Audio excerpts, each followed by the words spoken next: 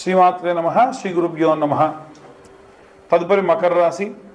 మకర రాశి వారికి సంబంధించి 2025 సంవత్సరం ఏప్రిల్ మాసంలో ఎలా ఉందనే విషయం తెలుసుకుందాం. ఒక్క మొదటి వారం తప్ప మిగిలిన అన్ని వారాలు కూడా వీళ్ళకు చాలా బాగా ఉంది. ఎప్పటి నుంచో ఎదురు చూస్తున్న పనులన్నీ అవుతాయి. విద్యార్థి దశలో ఉన్నటువంటి వారికి, ఉద్యోగస్తులకి, గృహిణులకి ఎదురు చూస్తున్నటువంటి కాలం అని చెప్పాలి. కానీ అనుకూలంగా ఉన్నటువంటి సమయం కదా అని చెప్పి డబ్బు అధికంగా ఖర్చు పెట్టేటువంటి అవకాశం ఉంది. జాగ్రత్తగా ధనాన్ని ఖర్చు పెట్టండి. దూర ప్రయాణాలు చేయాల్సి రావచ్చు, నిత్యం దూర ప్రయాణాలు చేయాల్సి రావచ్చు. మధ్యలో ఏవైనా సరే మీకు కాస్త ప్రశాంతత కోసము ఈ ప్రయాణం, అంటే నా ఉద్దేశం ప్రయాణం ఏంటంటే మీ జీవన ప్రయాణంలో కొన్ని రోజుల పాటు వెకేషన్కి వెళ్ళాలి అనేటువంటి ఆలోచనతో ద్వితీయార్థంలో ఉన్న 2వ వారంలో మీరు వెకేషన్ లాంటివి వెళ్ళేటువంటి అవకాశం ఉంది. జాగ్రత్తగా నిర్ణయాలు తీసుకోండి. దీపం ఉన్నప్పుడే ఇల్లు చక్కబెట్టుకోవాలి అంటారు. అలాంటి చందంగా ఈ యొక్క కాలం అనేటువంటిది ఉంది. ఇంతకాలం మీరు ఎదురు చూస్తున్నటువంటి అన్ని పనులు కూడా జరిగేటువంటి కాలం కూడా ఇదే. గతంలో మిమ్మల్ని అవమానించిన వారే మిమ్మల్ని చాలా మర్యాదగా చూడడం, మీ స్నేహితులతోని గతం కంటే ఎక్కువసేపు మీకు సంబంధించిన పర్సనల్ విషయాన్ని షేర్ చేసుకోవడం, మీ కుటుంబ సభ్యులందరితో కూడా చాలా ఆనందకరంగా సంభాషణలు చేయడం, ఏవైనా సరే కొన్ని రకాలైనటువంటి శుభకార్యాలు జరుగుతుంటే మీ యొక్క పని ఒత్తిడి కారణం వల్ల మీరు అక్కడికి వెళ్ళలేకపోవడం, దాని గురించి బాధపడడం, ఇలా చిన్న చిన్నవి ఎన్నో రకాలు అవుతుంటాయి తప్ప మిగిలినదంతా చాలా, అంటే పని లేదు, పనికి సంబంధించి ఇబ్బంది ఉంది, పనిలో ఉండాలి అనేటువంటి రోజుల నుంచి ఇప్పుడు పని ఉంది, చాలా బిజీగా ఉన్నామంటే ఎంత ఆనందకరమైనటువంటి విషయం ఇది. కాబట్టి ఈ ప్రకారంగా ఈ రాశి వారికి ఎటువంటి ఇబ్బంది లేదు. అన్ని వర్గాల వారికి ఎలాంటి రెమెడీస్ తీసుకోవాలి, ఎలాంటి మంత్రపఠనం చేయాలనే విషయాన్ని ఇప్పుడు మనం తెలుసుకుందాం. ద్వాదశ రాశుల వారికి కూడా ప్రత్యేకంగా ఏప్రిల్ మాస ఫలితాల్లో భాగంగా విద్యార్థులకు సంబంధించిన విషయానికి వస్తే, విద్యార్థులకి ప్రత్యేకంగా మనము గణపతికి ఇష్టమైనటువంటి ఉండ్రాళ్ళతోని ప్రతి బుధవారము కూడా నివేదన చేసి, వీలైతే తేనెతోని పిల్లలకు ఆ యొక్క మోదకములు కానీ ఉండ్రాళ్ళు కానీ తినిపించండి. ఈ ఏప్రిల్ మాసంలో విశేషంగా ఉగాది తర్వాతకి రామనవమి, అలాగే 14వ తారీఖు నాడు ఈ యొక్క మేషరాశిలోకి సూర్యగ్రహ సంచారం, దాన్ని మేష సంక్రమణం అంటారు. అలాగే హనుమత్ జయంతి, ఆ తర్వాతకి నెలాఖరున అక్షయ తృతీయ ఉంది.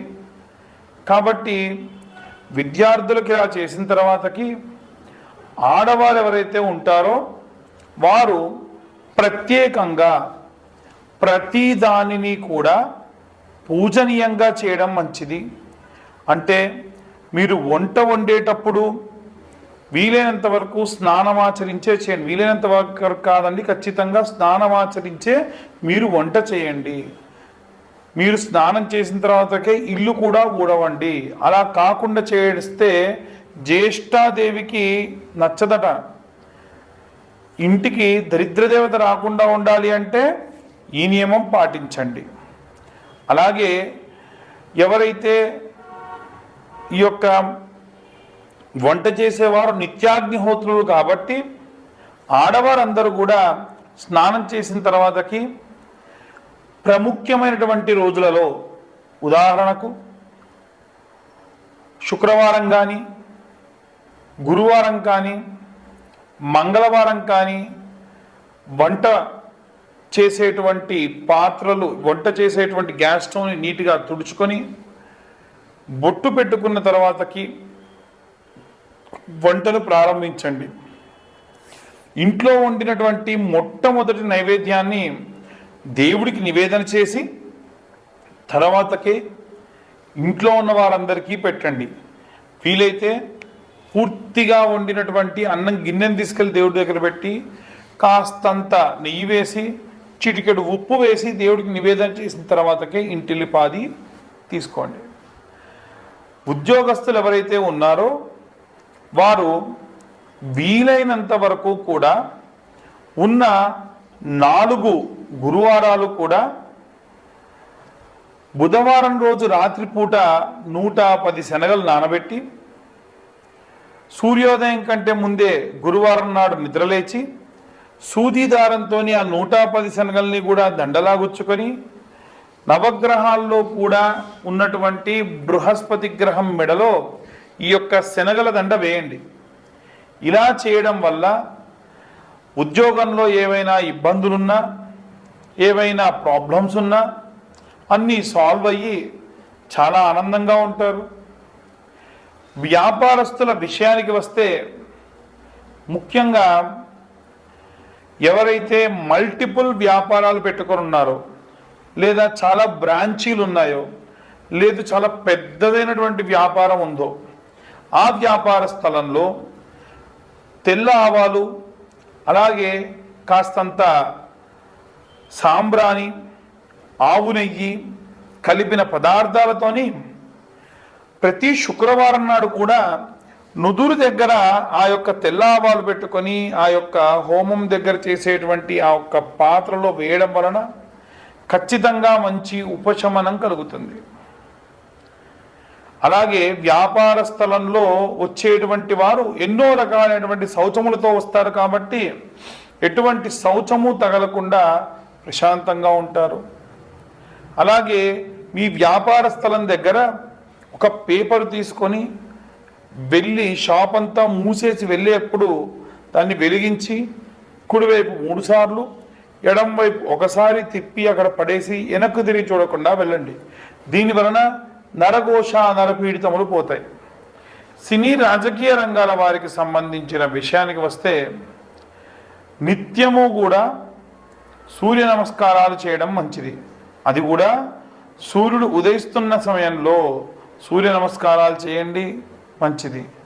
ప్రతి ఆదివారం కూడా రాజకీయ నాయకులు మిరప గింజలు అలాగే పువ్వు రెక్కలు దోసిట్లో తీసుకొని మీ భార్యను కానీ ఎవరినైనా సరే వేయమని దాంట్లో నీళ్లు పోయమని ఓం నమో సూర్యాయ నమః, ఓం నమో ఆదిత్యాయ నమః, ఓం నమో శన్యా సమేతాయ నమః, ఓం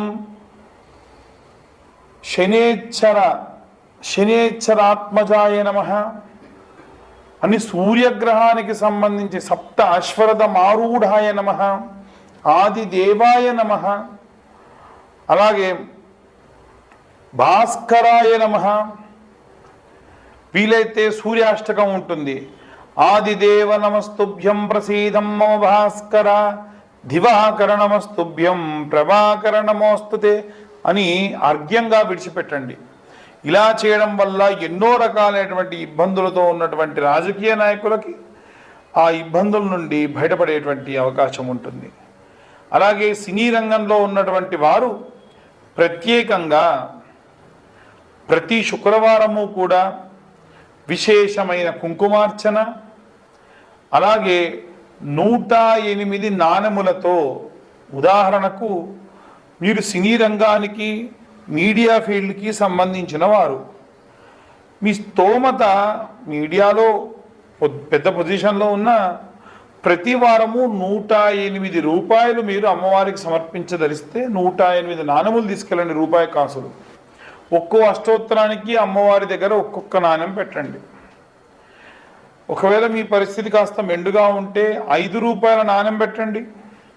ఇలా చేయడం వల్ల కూడా మీకు చాలా ధనలాభం కలుగుతుంది.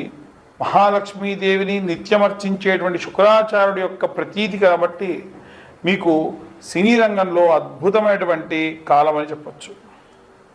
అలాగే ఎవరైతే వివాహం కోసం ఎదురు చూస్తూ ఉన్నారో ఈ యొక్క ఏప్రిల్ మాసంలో 7వ తారీఖున, 14వ తారీఖున, 21వ తారీఖున, 28వ తారీఖున అమ్మాయిల కోసం వరపాశుపతము, అబ్బాయిల కోసం కన్యాపాశుపతము రుద్రాభిషేకం హోమం చేయడం జరుగుతుంది. సామూహికంగా జరిగేది కాదండి.